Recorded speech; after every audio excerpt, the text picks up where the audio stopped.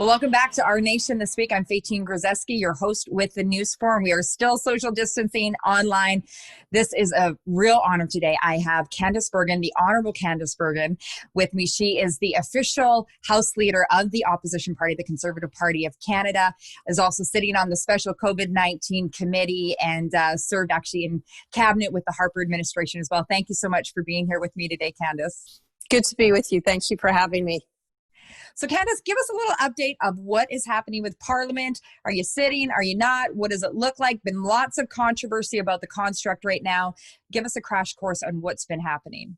I'll quickly just give a little bit of background for those who, just as a bit of a background setup. So when the whole COVID crisis hit in mid-March, all of the parties made a decision very quickly for Parliament to suspend.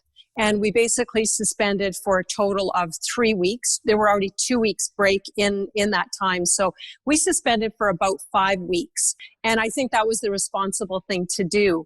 But I can tell you, Conservatives never thought that we would continue to suspend through the crisis. We felt that Parliament needed to be sitting, not just a committee or not just an accountability session, but we got to the point where we felt Parliament should sit in a reduced number. We never felt that 338 of us should come back. So that's what we had been fighting for specifically in this last week and a half, because there were different kind of benchmark dates that we had to make decisions as a whole Parliament around. So this last Monday, May 25th, Parliament was scheduled to resume.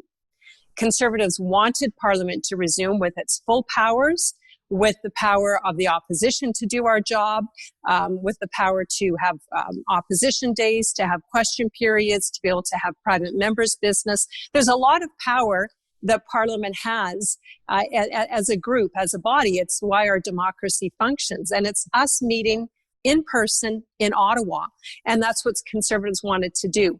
The Liberals don't want to do that. And so what happened was on Monday, the Liberals teamed together with the NDP to suspend Parliament until September 21st.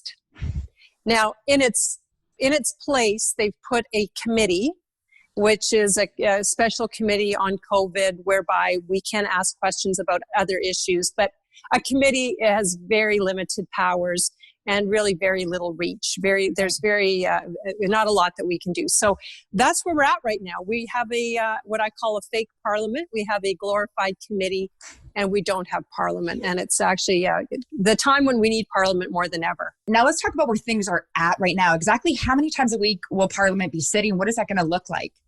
So again, Parliament is not sitting. There will be a committee that sits 4 times a week, Monday through Thursday, for about 95 minutes. And during that time, members of Parliament will be able to present petitions. They'll be able to give 1-minute statements on issues that might be affecting them or their riding. And then there'll be a question and answer period whereby opposition can ask questions of the government and try to get answers. So that will go on until about the middle of June. And then the government there's some procedural things the government needs around supply, and we'll do that for one day. And then at this point, the government will bring us back, not Parliament again, but just this committee 4 times during the summer to have a question type of period. And then right now, Parliament is supposed to resume in September. Okay, now Pablo Rodriguez has actually just made a statement on CTV with Evan Solomon talking. He's basically saying, listen, Parliament is working. This is what needs to be happening. He says that, the opposition parties can ask any question anytime. Could you respond to that? Is Parliament working? Do you see this working throughout the summer? And is anything on the table, or are they just wedging you right into the COVID-19 conversation? Well, first of all, Parliament is not sitting. It is a committee. And as I said sort of facetiously, but it's true, it's a fake Parliament, which seems to be a lot of what these Liberals do. They say one thing and hope people believe it, and then they do something completely different. So Parliament is not sitting. Parliament is not working. And thus, Canadians are not getting the best result that they can from their elected officials, because we all have a role to play, whether in government or opposition. No, the tools that opposition opposition would normally have in Parliament have been stripped away. And so we cannot pressure the government when it comes to their handling of the COVID crisis currently. When it comes to, as we are trying to come out of the crisis and have some economic recovery, with what some are concerned about could be a second outbreak, there's no parliamentary oversight to what the government is doing. There's no parliamentary oversight to the billions and billions, close to $1 trillion in deficit that they are racking up. Absolutely no oversight. And then in addition to that, the government is making other announcements, for example, around law-abiding firearms owners and making them into criminals. There's no parliamentary oversight on that. And we don't even know what else may come. We have the Canada-China issue. We have huge issues right now around what China is doing to Hong Kong, people who are from Hong Kong, as well as their relationship with Canada.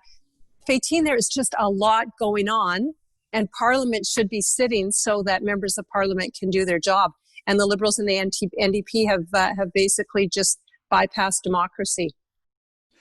Well, I think most Canadians are indeed concerned about this. One of the great things about Canada is just that our democracy. Where do you go from here? So you obviously feel like Parliament's not working. Is there any recourse that you have as the official opposition to challenge this further?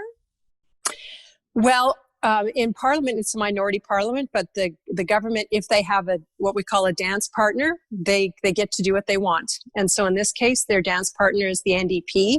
And the NDP hopefully will be held responsible for what they've done. Faytene, my thought, though, is public pressure helps.